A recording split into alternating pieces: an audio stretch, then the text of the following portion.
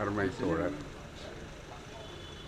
EVKS Elangovan அவர்களுடைய இல்லத்துக்கு பல முறை வந்து அவரே எதிர்கொண்டு அழைத்த நிலை மாறி இன்றைக்கு அவருடைய படத்திற்கு மாலை அணிவித்து இறுதி மரியாதை செலுத்தக்கூடிய ஒரு வாய்ப்பும், அவருடைய நினைவிடத்தில் சென்று அவருக்கு சிறப்பு செய்து நினைவஞ்சலி செய்யக்கூடிய புகழ் வணக்கம் செலுத்தக்கூடிய அந்த வாய்ப்பும் கிடைத்தது ஒரு கெட்ட வாய்ப்பே ஆகும்.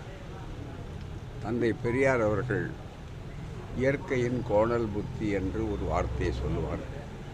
அதுபோல் அவர்கள் நீண்ட காலம் நம்மோடு இருந்து மிக சிக்கலான ஒரு அரசியல் சூழ்நிலையிலே கூட எதையும் துணிச்சலாகவும் தன் கருத்தை மாற்றிக்கொள்ளாத உறுதி உள்ளவராகவும் இருக்கக்கூடிய அருமை தோழர் ஈவிகேஎஸ் அவர்களுடைய இளங்கோவன் அவர்களுடைய மறைவு என்பது இழக்கக்கூடாத ஒருவரை இழந்தோம் என்பது மட்டுமல்ல, எளிதில் எவராலும் நிரப்பப்பட முடியாத ஒன்று.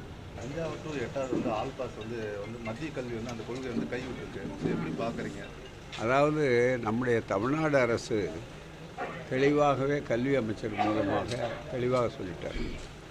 கல்வி பட்டியல் என்பது இருக்கிறது, அது ஒத்திசைவு பட்டியல், கன்கரண்ட் லிஸ்ட்டில் இருக்குது. அவர்கள் அந்த கொள்கை எடுத்தால் அதையே தமிழ்நாடு அரசு மாநில அரசு பின்பற்ற வேண்டும் என்ற அவசியம் கிடையாது. ஆகவே தெளிவாக சொல்லிவிட்டார்.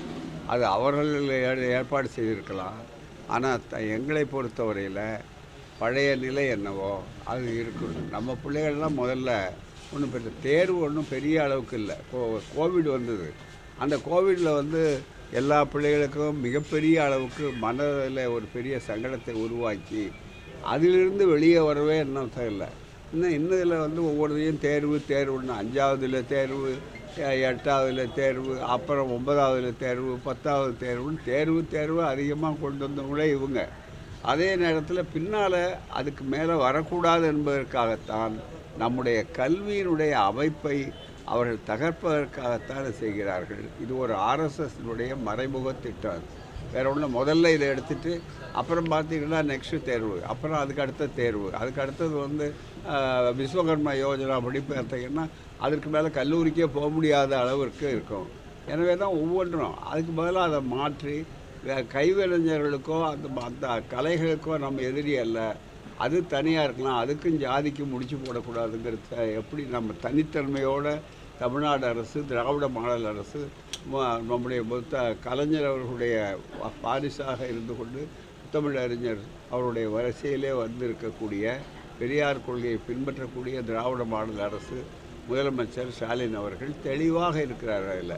ஆகவே நான் இந்த கொள்கையில் அரசு மாறாது, மாறவும் கூட்டணி தோழர்களுக்கும் அதே கருத்து, மாறவும் விட மாட்டோம். இங்கே தான் தமிழ்நாடு தான் எல்லா துறைகளுக்கும் வழிகாட்டக்கூடியது. கல்வியில் சிறந்ததுன்னா கல்வியில் தனித்தன்மையானது. ஆகவே அது மனு தர்மத்தை மீண்டும் மீண்டும் புதுப்பிக்கின்ற ஒரு முயற்சி. அவ்வளோ. நன்றி. நன்றி.